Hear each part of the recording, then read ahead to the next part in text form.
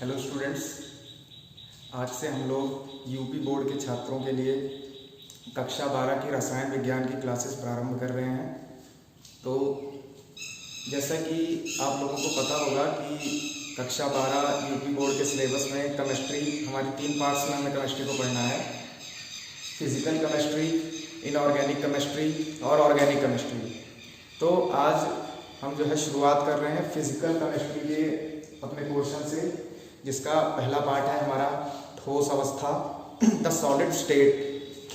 तो आज हम देखेंगे कि जो हमारा फिजिकल केमिस्ट्री का कक्षा 12 का यूपी बोर्ड का जो सिलेबस है, ठोस अवस्था जो उसमें प्रथम पार्ट है, उसके अंतर्गत हमें क्या क्या पढ़ना है। तो आइए शुरू करते हैं। तो जैसा कि आप लोग देख रहे हैं कि बोर्ड पर मैंने जो है कुछ टॉपिक्स लिखे हैं कि ये जो हमारा प्रथम पार्ट है कि इस पार्ट में हमें क्या क्या पढ़ना है। तो आइए एक बार मैं आपको इंट्रोड्यूस करा देता हूँ इस पार्ट से कि इस पार्ट में हमें क्या क्या पढ़ना है। तो जैसा कि आप देख रहे हो, हमारे पार्ट का नाम है ठोस अवस्था, द सॉलिड स्टेट। तो इस पार्ट में सबसे पहले हम ठोस के बारे में जनरल इंट्रोडक्शन लेंगे कि ठोस कहते किसे हैं। तो जैसा कि आपने पिछली क्लासेस में भी पढ़ा होगा, तो थोड़ा हम जो है दोबारा ठोस पर आज चर्चा करेंगे कि ठोस कहते किसे हैं। उसके अलावा हम बात करने वाले हैं इस पार्ट में कि ठोस कितने प्रकार के होते हैं, यानी टाइप्स ऑफ सॉलिड्स। तो ये भी हम देखेंगे।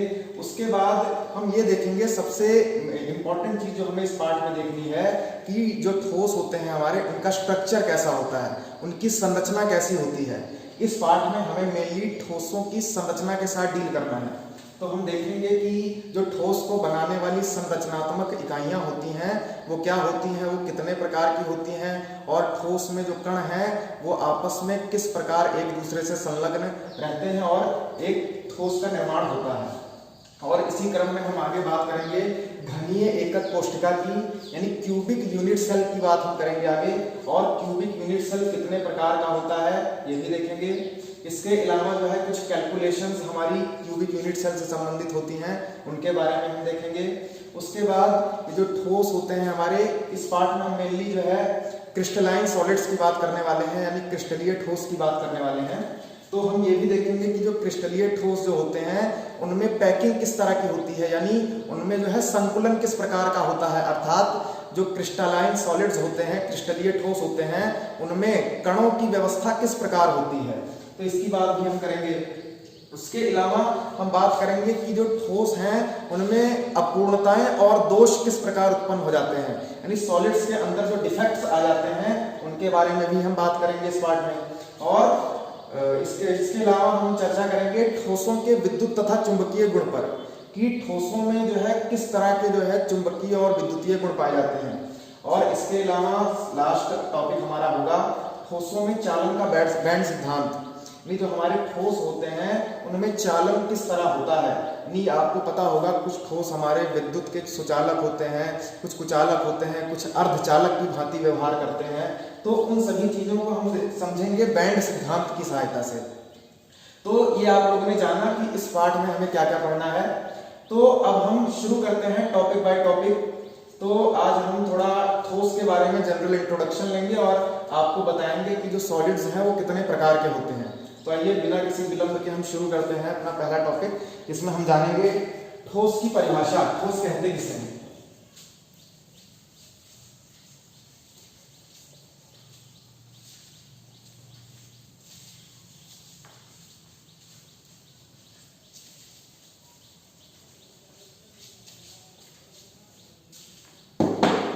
हाँ, तो चलिए बात को आगे बढ़ाते हैं। तो सबसे पहला हमारा टॉपिक है ठोस की परिभाषा। ठोस के बारे में थोड़ा जान लिया जाए। जैसा कि आपने छोटी क्लासेस में पढ़ा भी होगा कि ठोस क्या होता है, तो चलिए आज हम बात कर लेते हैं। जैसे आप लोगों को पता है कि जितने भी पदार्थ हमारी धरती पर या पूरे ब्रह्मांड में पाए जाते हैं, उनमें जो है उनकी 3 तरह की अवस्थाएं हो सकती हैं। जैसा हमने छोटी क्लासेस में पढ़ा है, ठोस, द्रव और गैस। 3 अवस्थाएं होती हैं, ठोस, द्रव और गैस। इन तीनों में जो हमारी ठोस अवस्था होती है बहुत ही महत्वपूर्ण है, और द्रव और गैस की अपेक्षा ये अत्यधिक महत्वपूर्ण भी होती है। तो इस पार्ट में हमें मेनली ठोस अवस्था पर ही अपना फोकस रखना है। तो अब हम जानते हैं कि ठोस किसे कहते हैं। तो जितने भी हमारे पदार्थ होते हैं वो छोटे छोटे अवयवी कणों से मिलकर के बनते हैं। तो ये जो कण होते हैं इनकी व्यवस्था ठोस, द्रव और गैस तीनों में अलग अलग प्रकार की होती है।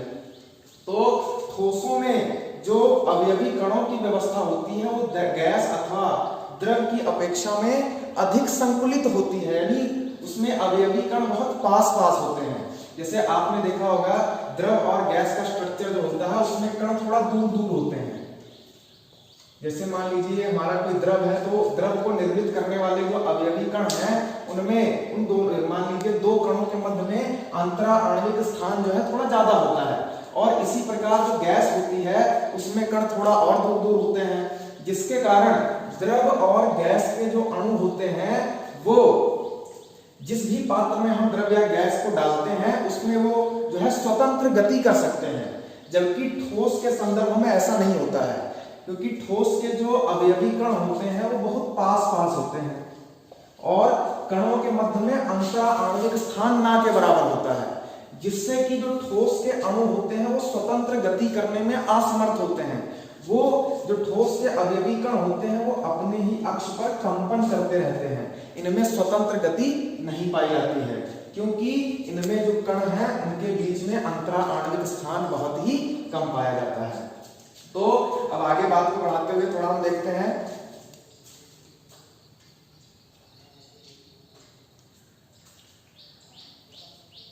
चलिए ठोस से संबंधित कुछ पॉइंट्स मैं आपको बता रहा हूं। जैसे आपने देखा ही होगा कि जो ठोस होते हैं उनका आकार और आयतन निश्चित होता है।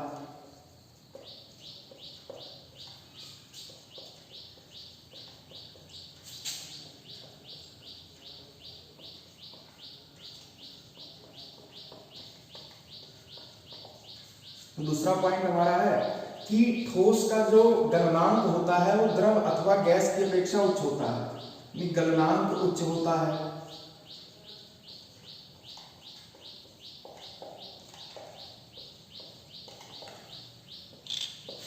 तीसरा पॉइंट हम ले सकते हैं कि जो ठोस होते हैं उनमें जो अवयवी कण होते हैं उनका घनत्व तो उच्च होता है, अर्थात कहने का मतलब यह है उच्च घनत्व का मतलब यहाँ पर कि जो कण होते हैं वो अधिक संख्या में मौजूद होते हैं। जैसे मान लीजिए कोई इतना बड़ा हमने कोई ठोस का टुकड़ा लिया है तो उसमें जो कण होंगे बहुत पास पास और बहुत अधिक मात्रा में मौजूद होते हैं। तो इसीलिए हम कह रहे हैं कि ठोसों में जो कणों का घनत्व होता है वो बहुत अधिक होता है।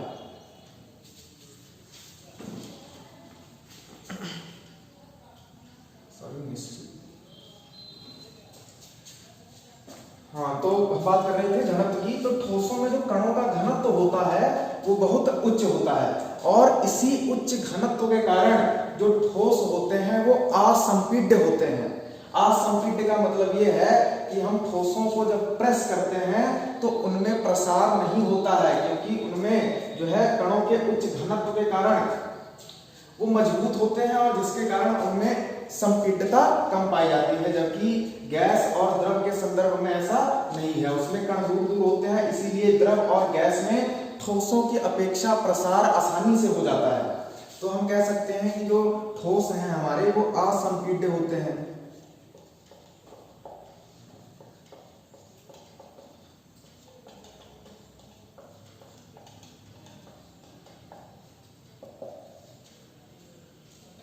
और जो है ठोसों में द्रव अथवा गैस की तुलना में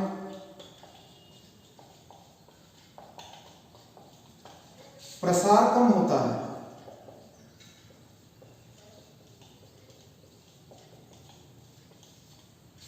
ठीक, तो ये कुछ जनरल पॉइंट्स हो गए ठोस के बारे में कि ठोस जो है कहेंगे किसे, उसमें जो है कण किस प्रकार व्यवस्थित होते हैं।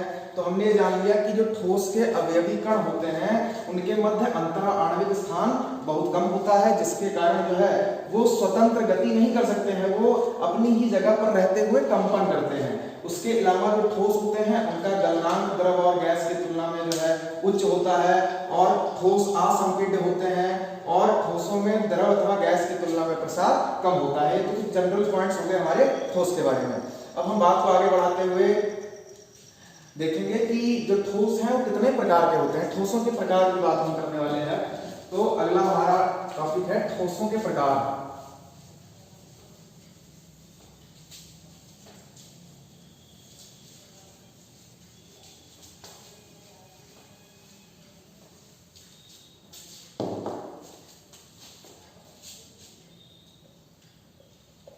ठोसों के प्रकार।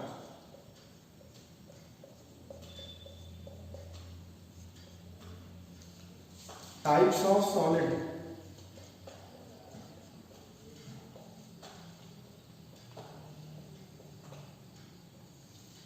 ठीक है, तो जो हमारे ठोस हैं वो मुख्यतः दो प्रकार के होते हैं। पहला है हमारा अक्रिस्टलीय ठोस,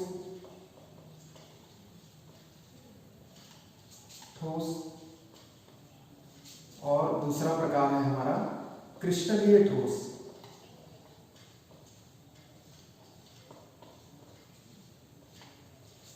अक्रिस्टलीय ठोस को हम एमॉर्फस सॉलिड्स भी कहते हैं।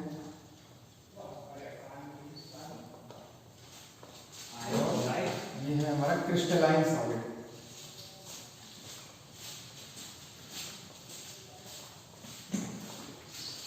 तो आइए देखते हैं कि अक्रिस्टलीय ठोस और क्रिस्टलीय ठोस इन दोनों में जो है अंतर क्या है। तो सबसे पहले हम बात कर लेते हैं अक्रिस्टलीय ठोस की। तो जो अक्रिस्टलीय ठोस हमारे होते हैं इनको हम जो है अतिशीतित द्रव भी कहते हैं। अतिशीतित द्रव means super cooled liquids. Super cooled liquids. अब आप लोग सोच रहे होंगे कि ये अतिशीतित द्रव क्या होता है, तो आइए देखते हैं। तो ये जो अक्रिस्टलीय ठोस हैं ये वास्तविक ठोस हैं ही नहीं। तो कहने का मतलब ये है कि ये जो अक्रिस्टलीय ठोस होते हैं ये एक तरह के द्रव होते हैं, सुपर कूल्ड लिक्विड्स। यानी जो है द्रव को जो बहुत अधिक ठंडा कर दिया जाता है तो ठोस में बदल जाता है। तो एक तरह से ये जो आपके अक्रिस्टलीय ठोस हैं ये वास्तविक ठोस नहीं होते हैं। और अब अक्रिस्टलीय ठोस के अगर हम गुणों की बात करें तो सबसे पहली चीज इसमें जो होती है इनमें लघु परास व्यवस्था होती है।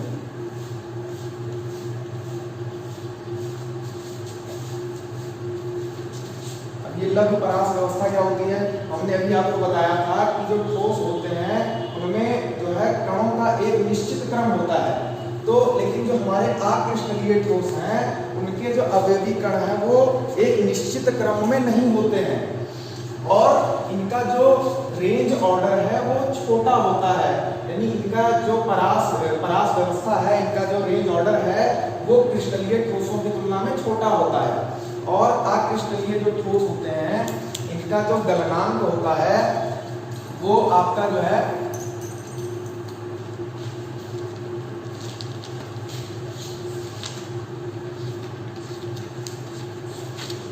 परासीय होता है, परासीय गलनांक। अब परासीय गलनांक क्या है, यानी अगर आप किसी अक्रिस्टलीय ठोस को गर्म करेंगे तो वो जो है लिक्विड में बदलेगा, द्रव में बदलेगा। लेकिन होता क्या है कि जैसे आप अगर किसी अक्रिस्टलीय ठोस को गर्म कर रहे हैं तो वो एकाएक उसका गलन नहीं होता है। जैसे मान लिया जाए कोई अक्रिस्टलीय ठोस हमारे पास रबर है, रबर हो गया, हमारा कांच भी अक्रिस्टलीय ठोस है, इसके अलावा हमारी प्लास्टिक हो गई, तो ये हमारे अक्रिस्टलीय ठोस के उदाहरण है। अब मान लिया उदाहरण के लिए हम रबर ले रहे हैं, अगर हम रबर को गर्म करें, इसका सबसे अच्छा उदाहरण आपने देखा होगा टायर जो हमने जलते हुए देखा भी है टायर को। जैसे जब हम टायर को जलाते हैं तो क्या होता है कि एकाएक वो डलता नहीं है, वो क्या होता है उसका एक हिस्सा जल रहा होता है, कुछ हिस्सा पिघल के नीचे गिर रहा होता है, कुछ हिस्सा बचा होता है, तो धीरे धीरे काफी समय लग जाता है उसको पूरी तरह से गलित होने में। तो इसी को हम बोलते हैं कि परासीय गलनांक होता है अक्रिस्टलीय ठोसों का।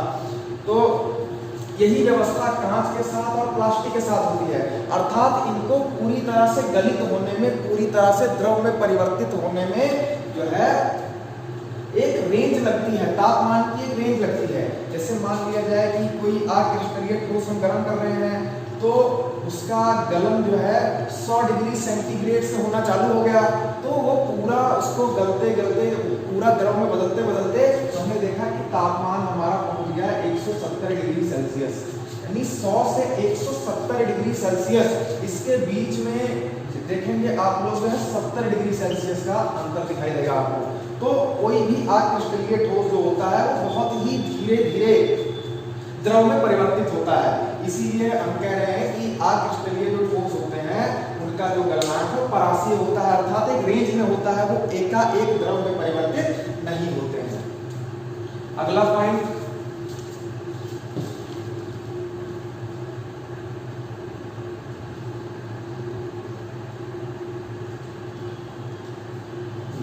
अगला इंपॉर्टेंट पॉइंट ये है कि अगर आप किसी अक्रिस्टलीय ठोस को चाकू से काटेंगे, मान लीजिए हमारे पास रबर है या कोई प्लास्टिक ले लीजिए, अगर आप उसको काटेंगे तो उसमें क्या होगा, हमें जो है खुरदुरे किनारे प्राप्त होंगे।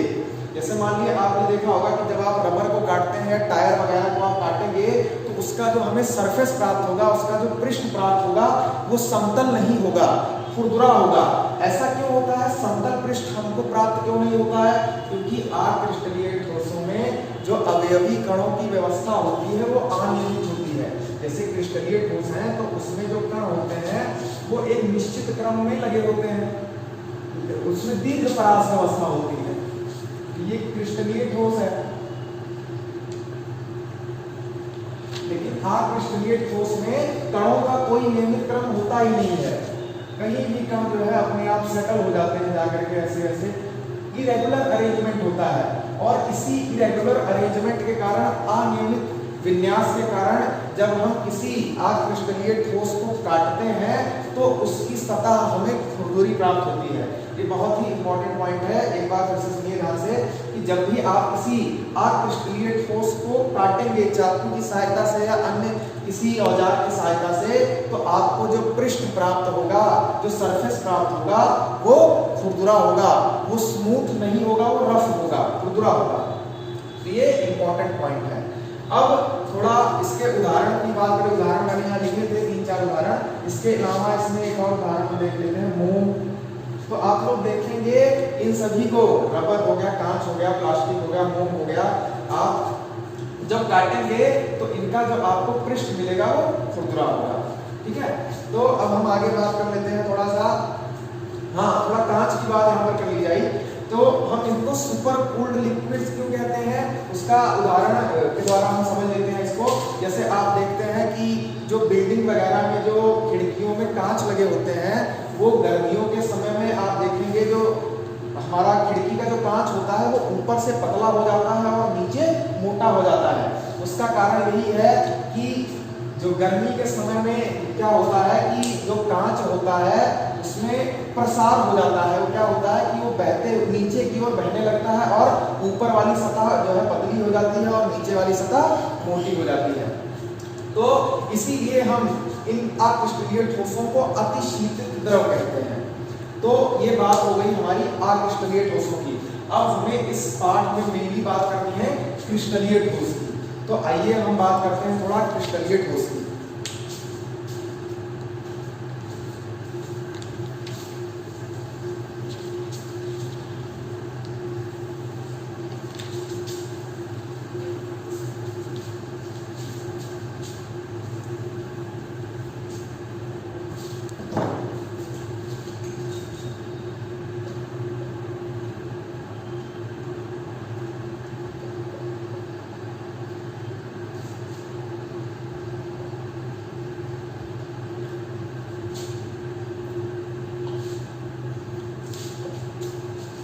चलिए देखते हैं।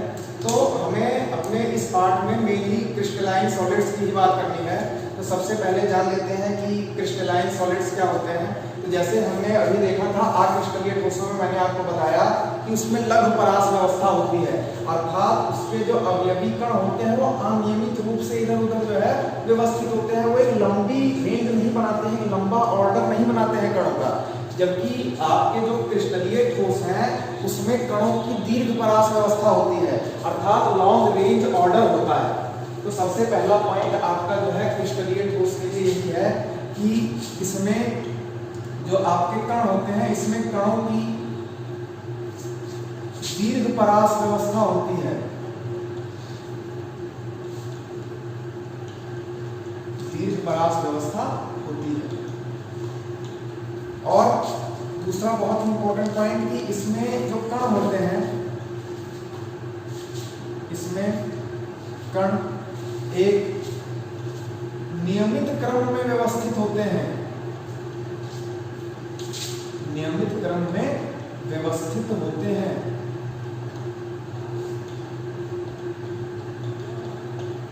ठीक, तो नियमित क्रम में व्यवस्थित होने का मतलब क्या है कि क्रिस्टलीय ठोस जिस संरचनात्मक इकाई से बना हुआ है, उसी संरचनात्मक इकाई की बार बार पुनरावृत्ति होती रहती है और पूरे क्रिस्टल का निर्माण हो जाता है। तीसरा पॉइंट हम दे सकते हैं इसमें, इंपॉर्टेंट पॉइंट हमारा,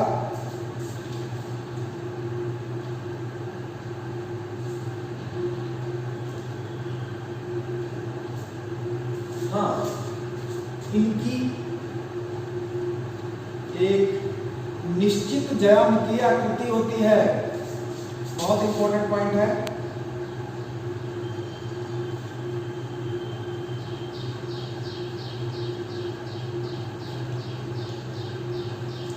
तो जो आपके क्रिस्टलीय ठोस हैं, उनकी एक निश्चित ज्यामितीय आकृति होती है। और निश्चित ज्यामितीय आकृति क्यों होती है? उसका वही कारण है कि इसमें जो कणों की व्यवस्था होती है वो एक नियमित क्रम की होती है, जिसके कारण इनकी एक निश्चित ज्यामितीय आकृति होती है। चौथा पॉइंट बहुत ही इंपॉर्टेंट पॉइंट है, ध्यान से सुनिए। जैसे हमने अक्रिस्टलीय ठोस में देखा था अभी कि अगर आप किसी अक्रिस्टलीय ठोस को काटेंगे तो उसका जो पृष्ठ प्राप्त होगा वो खुरदुरा होगा, रफ होगा। लेकिन अगर आप किसी क्रिस्टलीय ठोस को काटेंगे तो क्या होगा, जो प्राप्त पृष्ठ होगा वो समतल होगा। ऐसा होगा, समतल होगा। तो हम यहाँ पर लिख सकते हैं कि किसी क्रिस्टलीय ठोस को काटने पर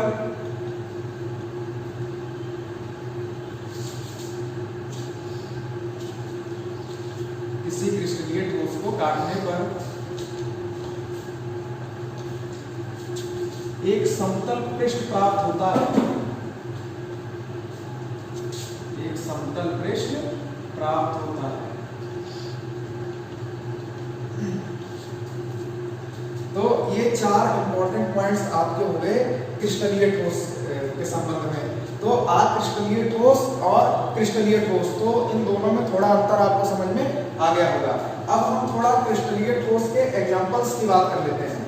तो जैसा कि हमने आपको बताया कि जो आपके क्रिस्टलीय ठोस हैं उनमें संरचनात्मक इकाइयां एक निश्चित क्रम में लगी होती हैं और दीर्घ परास व्यवस्था में होती है। तो क्रिस्टलीय ठोस का एक बहुत ही अच्छा एग्जांपल और सबसे कॉमन एग्जांपल हमारे पास है साधारण नमक, जिसका सूत्र होता है NaCl, यानी सोडियम क्लोराइड। तो जो आपका ये जो सोडियम क्लोराइड का क्रिस्टल है, इसमें दो तरह के परमाणु हैं, एक सोडियम परमाणु और एक क्लोरीन परमाणु। तो ये दोनों ही परमाणु मिल करके जो है क्रिस्टलीय ठोस का निर्माण करते हैं। तो इसमें जो है दोनों परमाणुओं की एक निश्चित व्यवस्था होती है, एक निश्चित क्रम होता है। तो NaCl के क्रिस्टल में जब आप देखेंगे तो इस तरह से NaCl यानी सोडियम और क्लोरीन परमाणु एक निश्चित क्रम में जुड़े होते हैं।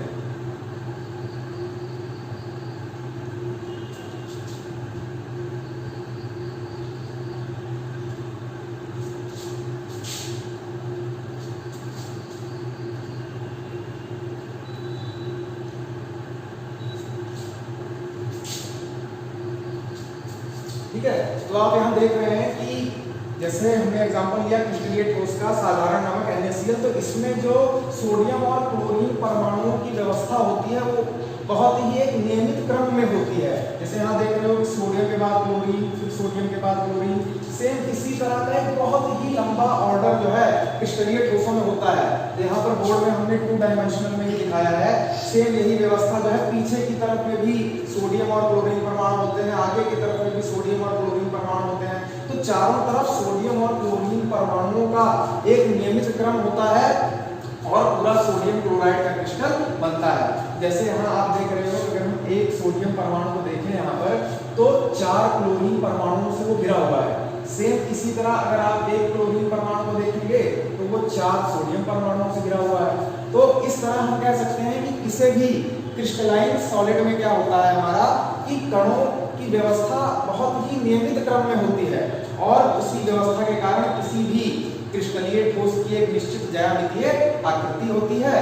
और एक और इम्पोर्टेंट चीज है क्रिस्टलीय ठोस के संबंध में कि जो क्रिस्टलीय ठोसों की प्रकृति होती है वो दिशात्मक होती है, दिशात्मक प्रकृति होती है, आइसोट्रॉपिक। यानी अगर आप किसी क्रिस्टलाइन सॉलिड को लेंगे तो उसके जो गुण है वो जो है कणों की जो दिशा है क्रिस्टल में उस पर डिपेंड करेंगे। जैसे आप यहाँ पर देख लीजिए सोडियम क्लोराइड का क्रिस्टल, अगर आप देखें यहाँ पर, अगर आप इस सोडियम क्लोराइड के क्रिस्टल में इस ओर जा रहे हैं तो आप देखेंगे कि आपको 2 तरह के परमाणुओं को फेस करना पड़ेगा, sodium chlorine, sodium chlorine, sodium chlorine.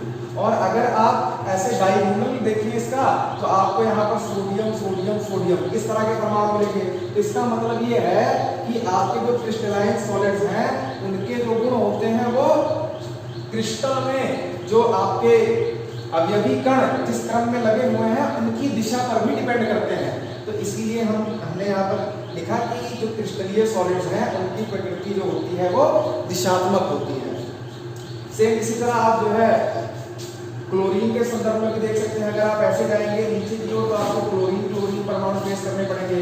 अर्थात जो क्रिस्टलीय ठोस होते हैं अगर हम जो है एक निश्चित दिशा में जा रहे हैं तो उनके गुण बदल जाते हैं। और कौन कौन से वे गुण होते हैं जो बदल जाते हैं, यानी इनका गलनांक, इनकी जो संवहन ऊष्मा होती है वो इन्हीं कणों की व्यवस्था पर निर्भर करती है। अब आगे हम थोड़ा बात करेंगे कि ये जो क्रिस्टलीय ठोस है ये भी कई प्रकार के होते हैं। तो आगे हम इन्हीं क्रिस्टलीय ठोसों के प्रकार के बारे में बात करेंगे। तो आइए देखते हैं कि जो क्रिस्टलीय ठोस है हमारे ये कितने प्रकार के होते हैं।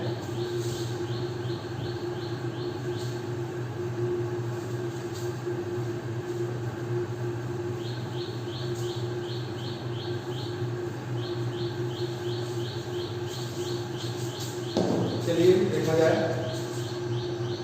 क्रिस्टलीय ठोसों के प्रकार।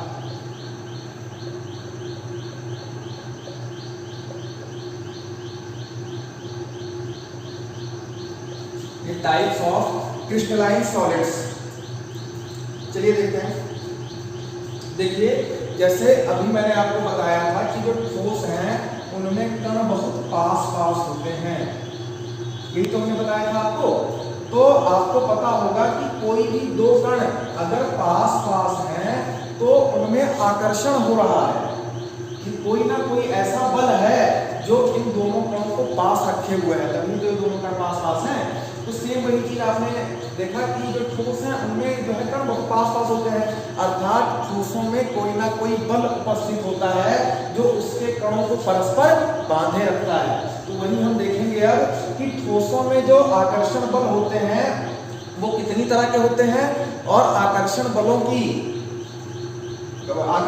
के प्रकार के आधार पर क्रिस्टलीय ठोस कितने प्रकार के होते हैं। यहाँ पर हम क्रिस्टलीय ठोसों के प्रकार के बारे में जानेंगे और ये देखेंगे कि कितने प्रकार के जो बल होते हैं वो जो है क्रिस्टलाइन सॉलिड्स को बनाते हैं।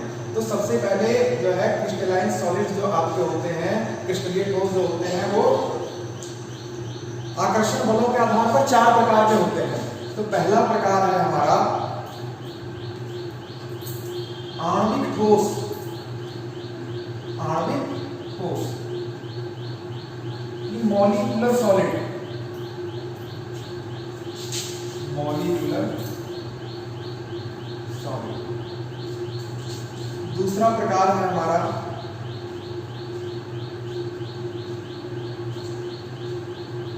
परमाणविक ठोस। परमाणविक ठोस या इसी को आप सहसंयोजी ठोस भी बोलते हैं, सहसंयोजी ठोस, या इसी को हम नेटवर्क ठोस भी बोलते हैं, नेटवर्क ठोस। ठीक है, तो एटॉमिक सॉलिड नाम हो जाएगा इसका, एटॉमिक सॉलिड या कोवैलेंट सॉलिड या नेटवर्क सॉलिड। थर्ड है हमारा आयनिक ठोस, आयनिक ठोस, आयनिक सॉलिड्स। और फोर्थ है हमारा धात्विक ठोस, धात्विक ठोस, ये मेटालिक सॉलिड, मेटालिक। चलिए बात करते हैं, शुरू करते हैं आणविक ठोस से। तो आणविक ठोस जिससे, जैसे कि इसके नाम से ही पता चल रहा है, अणु, मॉलिक्यूल, यानी आपका ये जो आणविक ठोस है ये अणुओं से मिलकर बना होता है। इससे मिलकर बना होता है अणुओं से, अर्थात आणविक ठोसों की जो संरचनात्मक इकाई होती है वो कोई ना कोई अणु होता है। तो आइए देखा जाए उदाहरण आणविक ठोस का। तेरी ज़मीं अफसोस नहीं जो तेरे लिए सौ दर्द सहे महफूज।